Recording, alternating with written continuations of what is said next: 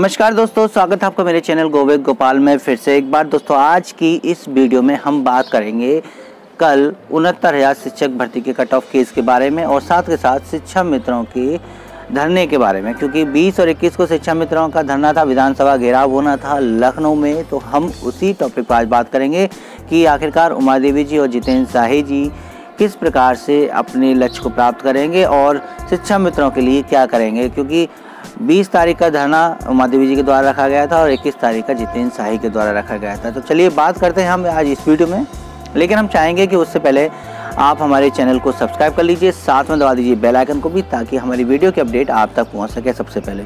और अंत में इस वीडियो को लाइक एंड शेयर करना नहीं भूलिएगा। तो चलिए शुरू करते हैं आज के समाचार। दोस्तों सबसे पहले हम बताना चाहेंगे 69,000 शिक्षक भर्ती के मामले में। 69,000 शिक्षक भर्ती का मामला बड़ा ही कल ऊंच नीच वाला रहा। कभी ऐसा लगता था कि शायद सरकारी वकील का पक्ष मजबूत है, कभी लगता था कि शायद शिक्षा मित्र यानी रिजवान अंसारी का पक्ष मजबूत है, लेकिन सारी बात यहाँ निकल के आई कि कल सरकार की एक बहुत बड़ी कमी कोर्ट के संज्ञान में आ गई और लगा कि सरकार कोर्ट से कुछ पा रही है। कल सरकार की तरफ से जो कोर्ट पे रिपोर्ट पेश करी गई, उस रिपोर्ट में कुछ पेज अलग से चिपकाए गए थे और उन पेज पर जज साहब को जब शक हुआ तो उन्होंने इसका स्पष्टीकरण सरकारी वकील से मांगा। सरकारी वकील ने कहा कि नहीं सर, ये सही है और बिल्कुल सही हम रिपोर्ट आपको दे रहे हैं। तो उन्होंने कहा कि नहीं, आप बिल्कुल सही रिपोर्ट लेके आइए, अन्यथा की स्थिति में मैं अगली तारीख में इसकी फॉरेंसिक जाँच करा दूँगा। एक्सपर्ट से जाँच हो जाएगी तो पता चल जाएगा कि वो रिपोर्ट असली है या उसमें कुछ छेड़खानी की गई है। इस पर कोर्ट ने अगली सुनवाई 20 फरवरी रख दी है। 19 फरवरी का सार्वजनिक अवकाश घोषित कर दिया गया था। सरकार ने संत रविदास जयंती को सार्वजनिक अवकाश घोषित करते हुए 19 फरवरी को सभी सरकारी कार्यालय बंद करने का आदेश दिए। तो इसलिए कल कोर्ट भी बंद रहेगी, लेकिन 20 तारीख को इस केस की सुनवाई होगी। इस केस में रोमांचक बातें यही रही कि सरकारी वकील ने फिर से सुप्रीम कोर्ट के हवाले को देते हुए शिक्षा मित्रों को अयोग्य साबित करने की पूरी कोशिश की, लेकिन मामला आया वहाँ पर जहाँ बात अटक गई कि आखिरकार जब आपने 60-65 किया तो क्या आपने किसी एक्सपर्ट से पूछा था कि कितना कट ऑफ होना चाहिए। तो सरकारी वकील ने कहा कि हाँ, हमने एक मीटिंग की थी और एक्सपर्ट के द्वारा ही 60-65 का कट ऑफ या पासिंग मार्क्स रखा गया है। तो उस मीटिंग की कोर्ट ने अपडेट मांगी थी कि दिखाइए वो मीटिंग कब और कहाँ कैसे हुई, उसकी रिपोर्ट हमें पेश की थी। तो उसी रिपोर्ट में लग रहा था कि कुछ गड़बड़ी हो सकती है। तो इस पर सरकारी वकील थोड़े सख्ते में आ गए हैं और उन पर कोई जवाब नहीं बनाया। बाकी सरकारी वकील और शिक्षा मित्रों के वकीलों में काफ़ी नोकझोंक होती रही। कल का बताया जा रहा था कि कल तो ये संभावना भी लग रही थी कि सरकार शायद शिक्षा मित्रों के साथ समझौता चाहती है, लेकिन रिजवान अंसारी का कहना है कि हम यहाँ समझौता करने नहीं बल्कि केस को लड़ के अपने दम पर जीतने आए हैं, इसलिए समझौता की कोई बात ही नहीं रहेगी। रिजवान अंसारी का कहना है कि हम पूरी तरीके से इस कट ऑफ को हटवा के रहेंगे, लेकिन ये एक पक्ष का मामला है। क्या याचिकाओं का याची का कहना और जज साहब के फैसले में बहुत अंतर होता है। असली बात तो 20 तारीख को ही पता चलेगी कि आखिरकार इस कोर्ट में फैसला क्या आएगा। और 60-65 भी हो सकता है या 40-45 हो सकता है या 55-60 हो सकता है, ये 20 तारीख को पता चल जाएगा। लेकिन इतनी भी उम्मीद है कि 20 तारीख को अगर सुनवाई पूरी हो भी जाती है तो फैसला रिजर्व रखने की उम्मीद ज़्यादा नज़र आ रही है। और जब फैसला रिजर्व होता है तो शिक्षा मित्रों की धड़कनें हमेशा तेज़ रहती हैं, क्योंकि फैसला रिजर्व होना कभी उनके पक्ष में ज़्यादा नहीं आता है।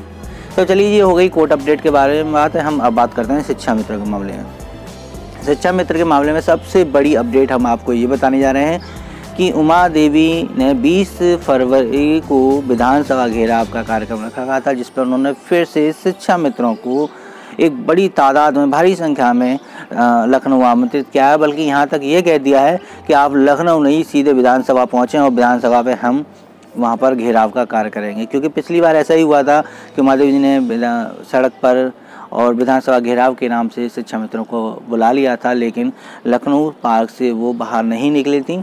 वहाँ पर उनकी सरकार से बात हुई होगी जो भी होगी, लेकिन उन्होंने कोई भी उग्र आंदोलन करने की स्पष्ट मना कर दिया था। इस वजह से वहाँ पर 3-4 दिन लोग बैठे रहे और उसके बाद फिर वापस आ गई।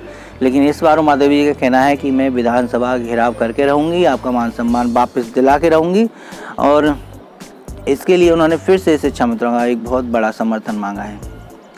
मामले की बात आपको बताया कि एक वीडियो में जब यह बात निकल कर आई थी कि उमा देवी जी के तंबू को हटवाने के लिए दूसरा संगठन बहुत प्रयास कर रहा है, दूसरे संगठन वाले ही पुलिस वालों को भेज रहे हैं कि उमा देवी की टेंट वेंट को हटाया जाए। उस वीडियो को आपने भी देखा होगा। तो उस वीडियो में खास बात ये थी कि सब ने ये सुना था कि उमा देवी जी के टेंट को दूसरे संगठन वाले हटवा रहे हैं, लेकिन उसी वीडियो में उमा देवी जी ने एक लाइन और बोल दी थी, वो ये थी कि मैं मोहर तो लगवा चुकी हूँ, बस अपने मंच से घोषणा करवाऊंगी। तो ये लाइन जब हमने सुनी तो हमें बड़ी खुशी हुई कि चलो उमा देवी जी का प्रयास सफल हो गया है और जो वो चाहती थी उस कार्रवाई में सरकार के द्वारा मोहर लगाई जा चुकी है। केवल और केवल घोषणा की बात है तो वो एक न दिन हो जाएगी, लेकिन उसके बावजूद भी आज 15-20 दिन और गुजर गए हैं, लेकिन वो घोषणा अभी तक मन से नहीं हुई है। उसी घोषणा को करवाने के लिए क्या उमा देवी जी विधानसभा का घेराव कर रही हैं। अब सबसे बड़ा मोड़ यहाँ पे हमारे सामने ये आता है कि 20 तारीख को विधानसभा घेराव का कार्यक्रम उमा देवी जी ने पहले रखा था या बाद में, ये सवाल हम अपने आप से पूछ सकते हैं। 21 फरवरी को जितेंद्र शाही के द्वारा भी विधानसभा घेराव का कार्यक्रम रखा गया था। उनका पहले से ही 5, 6, 7 तारीख को सभी मंडलों पर भूख हड़ताल रखने का प्रोग्राम था। उस भूख हड़ताल के बाद 21 फरवरी को विधानसभा घेराव का भी प्रोग्राम जितेंद्र शाही के द्वारा लगाया गया था। लेकिन सबसे बड़ी खबर रात हमें ये पता चली कि जितेंद्र शाही ने खुद पोस्ट करके ये कहा है कि 21 फरवरी को विधानसभा घेराव का जो कार्यक्रम जितेंद्र शाही के द्वारा रखा गया था वो स्थगित कर दिया गया है। उसको निश्चित डेट तक अभी डेट निर्धारित नहीं की है, लेकिन उसको प्रोग्राम को पोस्टपोन कर दिया है। कारण स्पष्ट रूप से उन्होंने लिखा कि किसी संगठन द्वारा 20 तारीख को विधानसभा घेराव का कार्यक्रम रखा गया है और 21 का हमारा है, तो कभी ऐसा नहीं होता कि 20 को भी धरना वहाँ विधानसभा घेराव किया जाए, 21 को भी किया जाए। कुल मिला के जितेंद्र शाही ने अपना 21 तारीख का धरना, 21 तारीख का विधानसभा घेराव का कार्यक्रम स्थगित कर दिया है। कब तक कर दिया है ये कोई स्पष्ट डेट नहीं है, जल्दी इसके बारे में वो अब जानकारी दे देंगे। तो ये थी शिक्षा मित्र को लेकर अपडेट। बाकी 68,500 शिक्षक भर्ती को लेकर हमने अपडेट आपको पहले भी दी थी। इस अपडेट को फिर से आपको दोहरा देते हैं कि 68,500 शिक्षक भर्ती के पुनर्मूल्यांकन का काम पूरा हो गया है और 18 फरवरी को शाम को परीक्षा फल भी वेबसाइट पर डाल दिया गया है। वेबसाइट आपको पता ही होगी btcexam.in/teachers.search.aspx लिंक है। इस लिंक पर जाके आप अपना रिजल्ट डाउनलोड कर सकते हैं, देख सकते हैं। आप देख सकते हैं कि पुनर्मूल्यांकन का काम में 30,852 लोगों ने आवेदन किए थे, जिसमें से 4,688 अभ्यर्थी पास हो गए हैं। सबसे बड़ी बात यह है कि इतनी अधिक संख्या में अभ्यर्थी पास होने के बाद भी अब भी जो अभ्यर्थी फेल हो गए हैं वो अभी भी चैन से नहीं बैठ रहे हैं। उन्होंने अभी यही कहा है कि हमारे अंक अभी भी सही तरह से नहीं मिले हमें और हमारी कॉपी फिर से चेक करी जाए। ये अगर नहीं होता है तो वो कोर्ट की शरण लेंगे, यानी वो फिर कोर्ट जाएंगे। यानी शिक्षक भर्ती कोई सी भी हो, बिना कोर्ट जाए कोई भी शांत नहीं है। सब अपने अधिकार के लिए कोर्ट जाना चाहते हैं। पुनर्मूल्यांकन में इतनी अधिक संख्या में अभ्यर्थियों के पास होने पर लोग उंगली भी उठा रहे हैं कि जब इतने अभ्यर्थी पास हुए तो कितनी धांधली हुई होगी। उसी को लेके फिर वो कोर्ट जाने के चक्कर में तो कुछ नहीं क्लियर हो रहा है कि कौन कौन कहाँ कैसे कैसे अपने इच्छाओं को पूरी करेगा और अपने अधिकार को पाएगा। चलिए, ये थी 68,500 शिक्षक भर्ती को लेके अपडेट। इसके अतिरिक्त शिक्षा मित्रों से जुड़ी एक खबर और हमें मिली क्योंकि कल शाम को ये हमें एक ऑडियो मिला जिसमें शिक्षा मित्रों के मानदेय बढ़ोतरी के बारे में कोई भी बात स्पष्ट तौर पर नहीं कही गई है।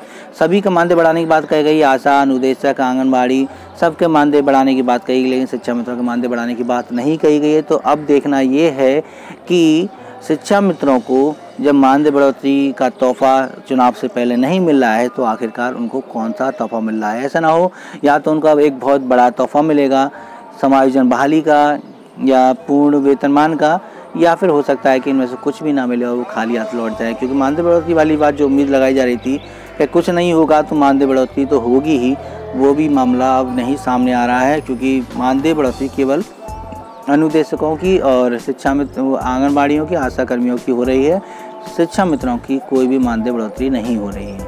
तो चुनाव से पहले सरकार शिक्षा मित्रों को क्या तोहफा देगी, उस तोहफे में क्या निकलेगा, जानेंगे हम जल्दी और आपको अपडेट देते रहेंगे। आप बस अपडेट पाने के लिए हमारे चैनल को सब्सक्राइब कर लीजिए, साथ में दबा दीजिए बेल आइकन को भी, ताकि शिक्षा में से जुड़ी खबरें हम आपको देते रहें। और साथ के साथ दोस्तों इस वीडियो को लाइक एंड शेयर करना नहीं भूलिएगा।